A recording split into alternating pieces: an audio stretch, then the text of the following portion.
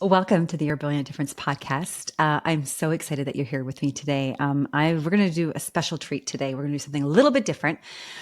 This episode's really all about an experience I had a couple weeks ago. I went on a silent retreat, and Ryan, say hello, Ryan.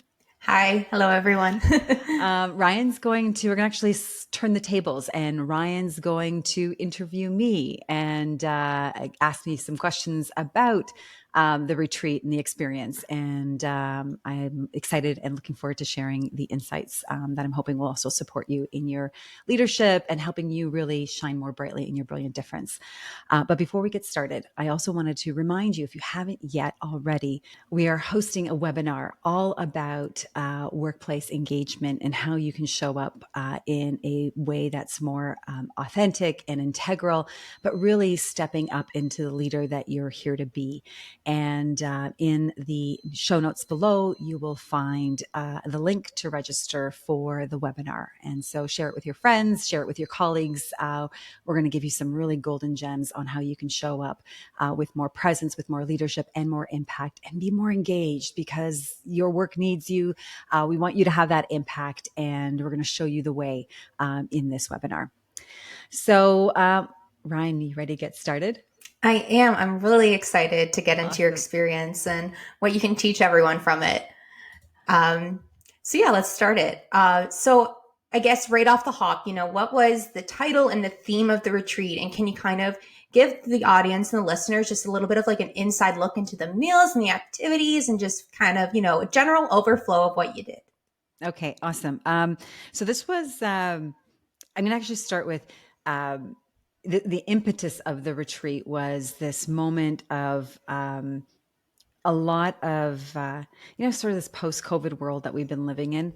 And I really, over the last few years, have really reconnected with my faith and my spiritual life. And so I've done retreats before, yoga retreats, meditation retreats, but this one was different. And I wanted to experience something different to try to see if I would, have some, aha moment or some insight as a result of it. And so this one was a faith-based retreat. It was for 3 days. When I signed up for it, I didn't realize it was a silent retreat. So that was a surprise when I got an email saying, "Oh, it's a silent retreat." I'm like, "Silent retreat? I've never done this before. What's this going to be like?" And it was really scheduled over these 3 days where we had an opportunity to do a lot of self-reflection. And it wasn't, I teach workshops and I experience them, and I'll go to conferences where you're kind of in this environment where you're being downloaded a whole bunch of information. And it wasn't like that. There were pockets of time where the leader, the spiritual leader, would be sharing some insights in scripture and some stories. But there was nothing that we had to engage with verbally and to share our thoughts or ideas or any of that kind of group work. What was really cool about it was weren't expected to do any talking. And it was almost like this pressure got lessened that I didn't have to do any talking. There wasn't no like assessing of what will people think or what will they say based on what I say. Maybe I'm going to say something that's off the wall, that's going to, throw things off. But there was none of that because there was no expectation to do any of the talking. So that was really, really cool. I know we'll talk a little bit more about that in a bit, but it was also done on this beautiful property that had, it was in Ontario, it was in Guelph, Ontario. It was at the Loyola House. And they have acres of pasture and trails. And so in between, they do a bit of the presentation and spiritual scripture reflection. Then you had the whole day free to do whatever you wanted. You got to do walks. I did a lot of walking. I did a lot of, there was a really beautiful fireplace. So I did a lot of reading and beautiful library. I actually finished a book, which was really cool to be able to, Amazing. yeah. So, Amazing. but to even have that downtime, I didn't bring my Yeah. phone with me. I really limited my touch points with home as well, because I really wanted to be immersed in that quiet, in that silent space. I can't, like, I'm almost like, I can't wait to do another one. Yeah. The sense of, I don't know if it's like freedom and just, less noise. It was almost as if the silence that was expected of us on the outside was the silence that I started to feel on the inside. There was less of that internal noise going on. So that was kind of cool to experience. Yeah, there's no Yeah. pressure to contribute or to, say a certain thing. You're able to just actually immerse yourself fully in the experience. So Yeah, I it like was. And that. yeah, Yeah. and then and not and even the pressure to talk to people. And I love people Yeah. and I love engaging and learning about people. There were a couple people that I'm like at the end of it, I really wanted to go and talk to. And we did like as we were passing by and kind of packing up. But um it was something about not having the pressure to talk. Hmm. And there was talking going on, but that was self-reflecting talk. Like that was you Right. going inwards, and to really be given 3 days to be able to do that was just like, wow, I can't believe it was really cool to do. Really cool to do. Yeah. So I know that you did some self reflecting in the retreat. And obviously, not everyone can go to a retreat to do self reflection. And I do believe these moments of quiet and reflecting can be done at home on our own time and in our personal lives, but also for our careers and our career development and our leadership development and our team building and leadership journeys. So I just kind of wanted to pick your brain a little bit about how does self-reflection show up in the workplace for leaders and teams, and why is it so important for companies to consider adding in self-reflection moments, whether it be, individually for employees or for leaders who are coaching their teams? Yeah. A couple of things come to mind. First, it's that Einstein saying like doing the same thing and expecting different results, like that definition of insanity. Definition of insanity. Yep. Yeah, right. So it's like this place of when we give ourselves an opportunity to step back and reflect, we get to look at the lay of the land. I know, especially in the corporate world, when we do initiatives or projects, there's a thing called postmortem where you look back and you review the project. Did we execute it on plan? Did all the pieces fall in place? Where were there gaps? Where were there opportunities? That from a project scope is important, but as an individual and as leaders we need that even more, because we're the ones leading and guiding those projects and collaborating. Mm-hmm. So this idea of self-reflection allows us to step back and look at our behaviors. It gets us to look at our thinking. It gets us to look at our emotions and what we experienced, and then take what we can learn from that moment, whether, is the wins and the successes, and how do we, rinse and repeat that moving forward, but also the mishaps and the things that didn't go well. And so it gives us that opportunity to do that. I think about, I think Socrates also had this saying that, the unexamined life is not worth living. I love that quote. And isn't it amazing? Like, Yeah. and it is like, and we are examining ourselves. We have, it's like seven thoughts plus or minus two. So anywhere from Right. 5 to 9 things that we can hold in our conscious brain. Right. There's like 20,000 things going on in our subconscious that we're not even privy to, that are orchestrating how we show up, what we do. Just picture getting into a car and driving. All of that is not our conscious brain working, unless we're, looking at our GPS and trying to figure out where to go. We have to be conscious of that. But Mm-hmm. there's so much going on below the waterline. What self-reflecting allows us to do is to actually, okay, if I'm only conscious of, between 5 and 9 things at any given time, that gives us access to the 20,000 other things that are going on that are informing our behavior, influencing how we're showing up. And one of the things you can look at is, especially when things aren't going well, that's when, I know that's for me, that's sort of the catalyst for self-reflection. All right, what's not going well? Why? What am I doing? What am I thinking about this Mm-hmm. situation? What's contributing to the situation? Mm-hmm. What could I do to improve the situation? Who else is maybe triggering or, contributing to the situation? And so it gets us to review and assess, so then we could choose to do something different, so we get a more productive and functional response moving forward. So often reflection and self-reflection can be, in the corporate sense or in the project world, they're postmortems. We reflect back on a project, and we can do that collaboratively as a team, as a leader. If things aren't going well, if you're not having the impact that you want to be having, if you're not inspiring and motivating your team, and results aren't coming fast enough or in the way that you need or want them to be, self-reflection becomes this powerful tool for you to really look at yourself, look at your team, look at the organization and say, okay, what can I do? What's the opportunity here to move forward? Yeah, I love that. And I think it ties in really well to your brilliant difference because, especially with all that work, it's about knowing your strengths and knowing your weaknesses. And usually, especially to, pinpoint those weaknesses, we really do have to kind of dig deep and look for self reflection moments. Um, I know that I self reflect when I'm stuck. If I'm stuck on a task or something, I'm like, why? Right? I need to answer that why.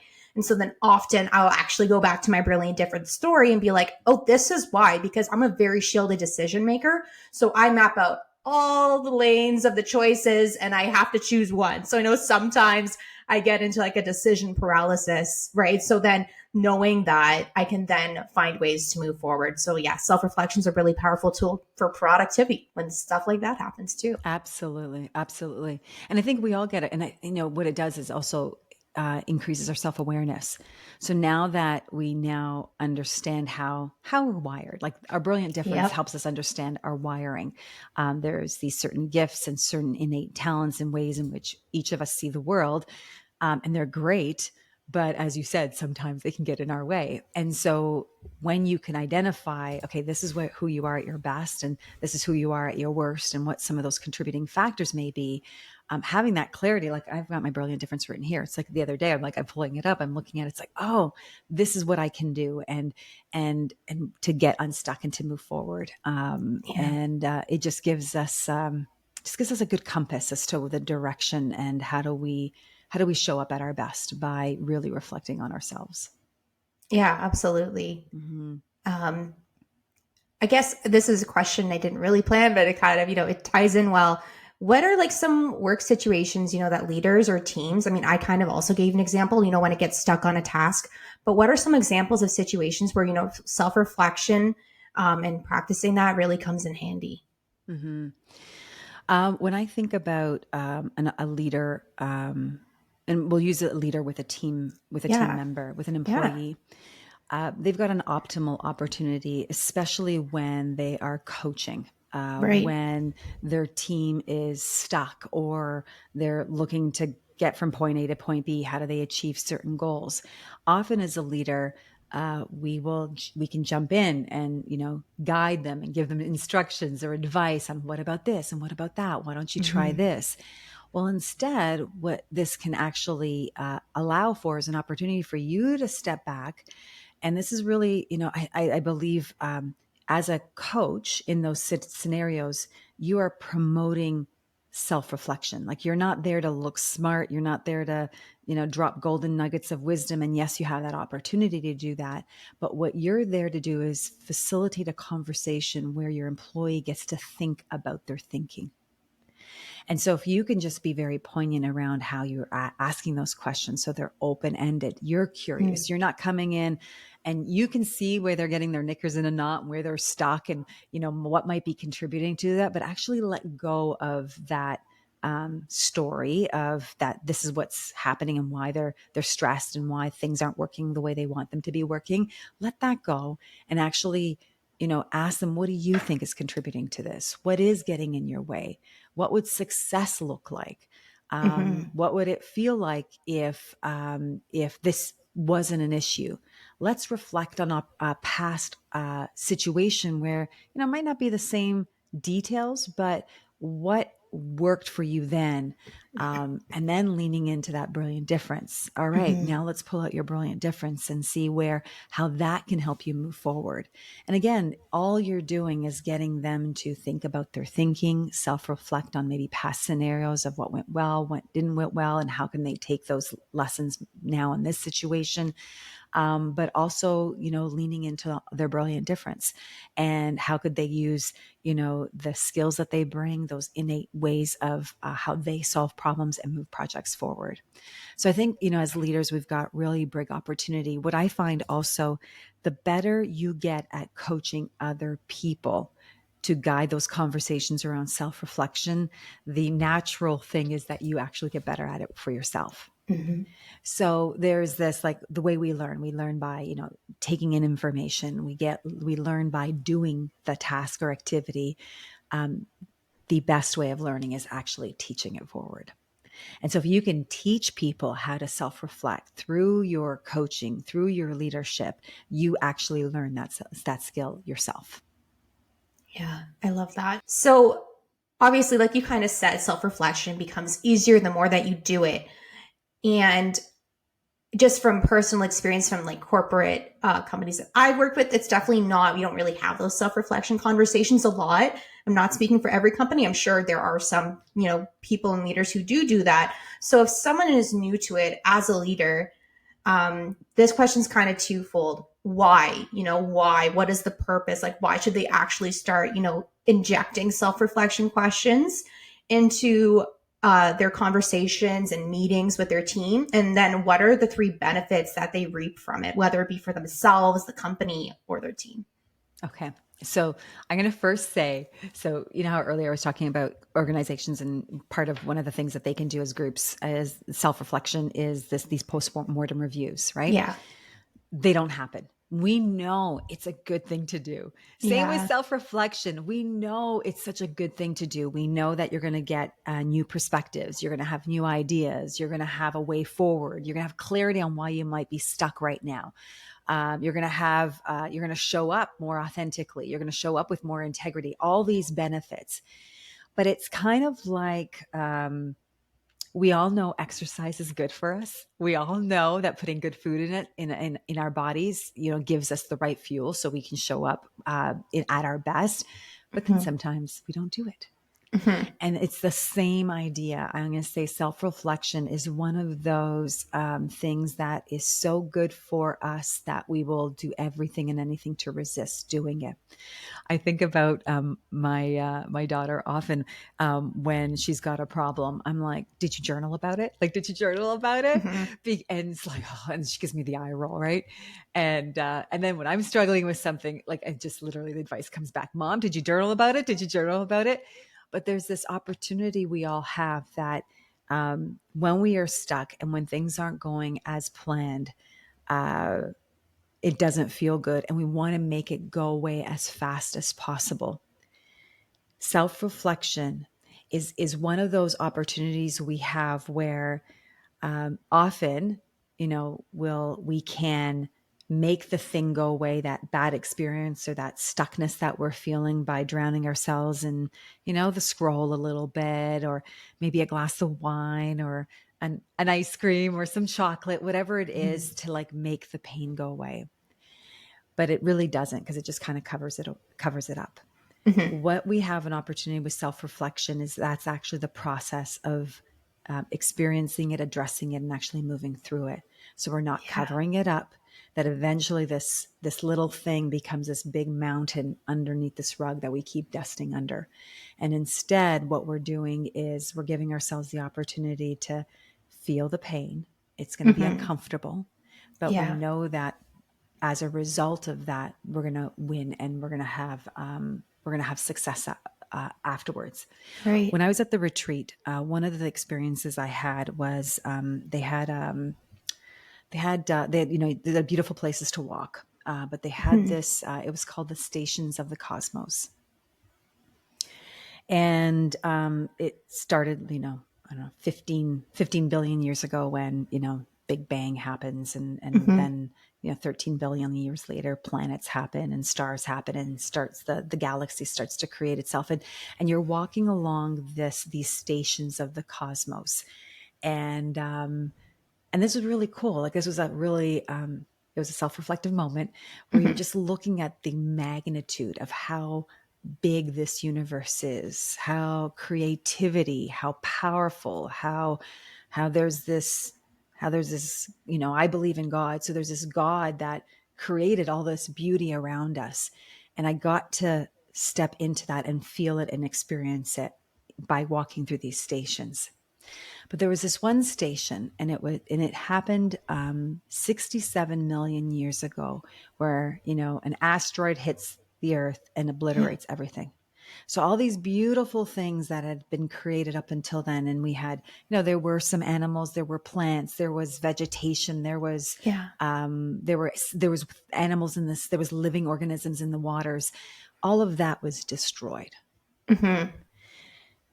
And then 2 million years later, so that was 67 million years, and 65 million years, the Cenozoic era begins, which is the era that we are in. And it was this burst of creativity and this beauty that happened.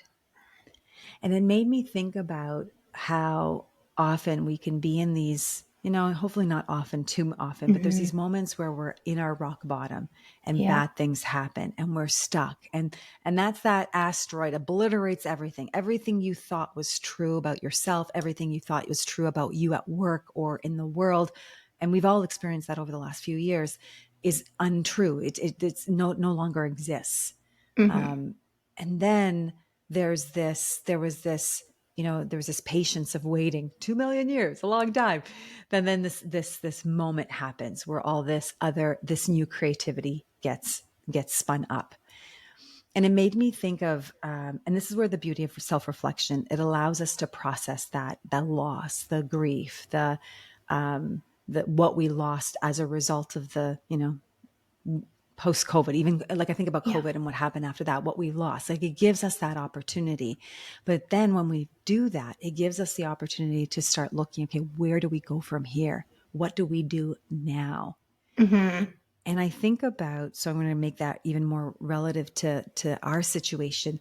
Like back in 2008, when we had the recession here in the US and in Canada, um, you know, many businesses were, even though a lot was lost in that moment, Airbnb, Uber, WhatsApp, Instagram, there was an Mm-hmm. impetus of energy that created these new business ideas. And so I think it was even in the Great Depression, like Disney started in 1929 in the midst of the Right. start of the Depression. Right. So there's these moments that when we reflect that even though we're going to go down some rabbit holes, it's not going to feel good. We need to do the breakdown before the breakthrough. And that's Yeah. what I believe self-reflection allows us to do. We don't hide it anymore. We're not, brushing it under the rug. It gives us an opportunity to look at our thinking, look at our emotional space, Yeah. feel the discomfort that we're feeling, but also start navigating a way forward so that we can have those breakthroughs the universe has had. And then we look in the business world and we see how it happens every day. That these constraints and these challenges that we experience, that there is creativity and that there is ideas and that there's something new and innovative that comes as a result of it as well.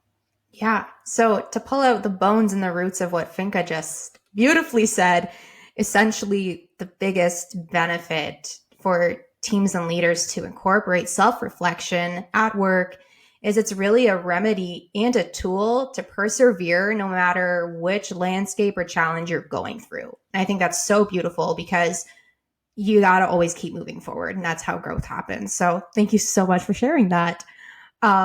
So for people who maybe don't know how to start putting, self-reflection into their coaching conversations or even leaders for themselves, can you kind of give a guideline, for them to get started? Like how do, the questions differ? Like whether it's like questions they ask themselves or questions they ask their team, stuff like that.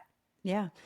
One of the great things you can start even as a leader is just start focusing on the good stuff. Like focus on what are you grateful for? What are you appreciating? I believe the saying is like what you appreciate appreciates. So you can reflect on what's already going well.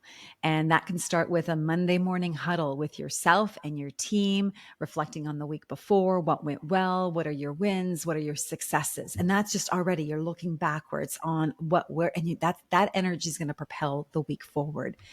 When you are a little more stuck, this is for you as an individual, but again, it can be a dialogue that you have with your team.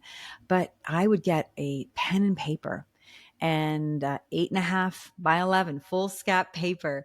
And you are just going to have a conversation with yourself. And that is like, I'm feeling stuck because, and you just Mm-hmm. finish that sentence. This feels, and that's another prompter, and it feels Mhm. crappy. I don't like this. I want it to go away. Mhm. Trust that no one's going to look at this. So you get to write whatever you want to write, and you can burn it afterwards if you want, if you don't want to look at it afterwards, but give yourself a place to have I always look at it as like this open Q&A that I have with myself. I'm like, every time, even when I'm thinking about when I'm starting a project or when I'm starting a workshop or I'm building a presentation, I get a pen and paper and it's like, all right, what do I want to talk about? What's the point? What's important here? What do they care about? And I'm really just giving myself that slower pace, Yeah. getting off the computer and really just kind of pulling away. So then again, I get to really be with myself and kind of do that self-reflecting on what you want. So I think you can start with what are you appreciating? What are you grateful for? That can be done individually or as a team. And then get a handy dandy paper and pen and really just journal, write your thinking, what you're thinking about a thing, or a problem that you're struggling with. Um, and one of the other good things I would recommend is going out and just doing some walks. Those are beautiful opportunities to Yeah. self-reflect. You don't need anything fancy. I would leave your phone and your earbuds at home, so you don't get tempted to not, Mhm. to self-reflect. But take a question or take a point of view and just go out for a walk with it, and see what new perspective that you walk away with. And if anything, self-reflection will offer you a new way forward. It'll give you some form of insight that you didn't have before because you took a moment to look back before you leaped forward. Wow. You took a moment to look back before you leaped forward. I love it. Um, and so obviously we're going to be having a webinar next week. Holy cannoli, time flies. About workplace engagement and just helping leaders stay involved in their leadership journey, helping teams stay involved in their roles. Do you think self-reflection, especially because it feels self-awareness, do you think that plays a big role in employee and leadership engagement at work? And if it does play a big role, can you kind of paint a picture of how? Yeah, absolutely. So we there's one of the number one skills a leader needs to have is self-awareness. However, we think we're self-aware. And I think Mm-hmm. the reason why we think we're self-aware is because we're aware of the things that we're aware of. So we can see Mm-hmm. that I'm aware, but you're not aware of everything. Yeah. And there's a statistic that says that, most of us, 85% of us think we're self-aware, but only 10 to 15% of us actually are. And so as a leadership skill, self-awareness is something that each and every one of us has to continue to work for and through. How we get more self-awareness is through self-reflection. And as a result, when we self reflect, we give ourselves the opportunity to really understand how we are contributing to our work, how we are engaging with our work, how we are Yeah. collaborating with others, how we are building relationships with others. And that relationship with you seeing what role and what part you are playing and how you're contributing gives you an opportunity to show up with even more of the impact and contribution that you're seeking to make. And so in the webinar, I'm looking forward to really talking more about what engagement is, what it isn't, Yeah. but also really helping people understand how through your brilliant difference, you can really help people, yourself included, but help your team be more engaged, be more invested. And I think that's where we're going from. It's not any more engaged. We need to be invested. Mm-hmm. And as a leader, the more invested you are in your people, the more invested that they will be in their work and the outcomes that they're there to create for the organization. So true, because I've never Mm-hmm. felt more invested in any other job in my life. And I don't know if it's just because of you as a leader or if I've gone through the Your Brilliant Difference, process and I've witnessed the results on the clients. It could be all of the above, but honestly, this has been my most purposeful and passionate job that I've ever had. So 100% rings true. um, Fantastic. Yeah. yeah. Are there any last words you'd like to share with the listeners? I'd say just continue to, self-reflection is not always easy and we're not going to make time for it, but it will be the best investment you make in yourself and your leadership and in honing in on that brilliant difference. The only way you can figure it out is by looking at yourself, looking back, so you can figure out who you want to be and how you want to show up moving forward. Wonderful. So that concludes this episode of the Your Brilliant Difference podcast. Please be sure to pop into the show notes to register for our upcoming workplace engagement webinar. We would be so happy and excited to see you there. And I'm telling you, it is definitely that kickstart and that jump you need to kind of get excited for your Q2 and even the rest of the year to just get yourself excited and engaged to, get to new heights for business growth. Fantastic. Thank you, Ryan. This was fun.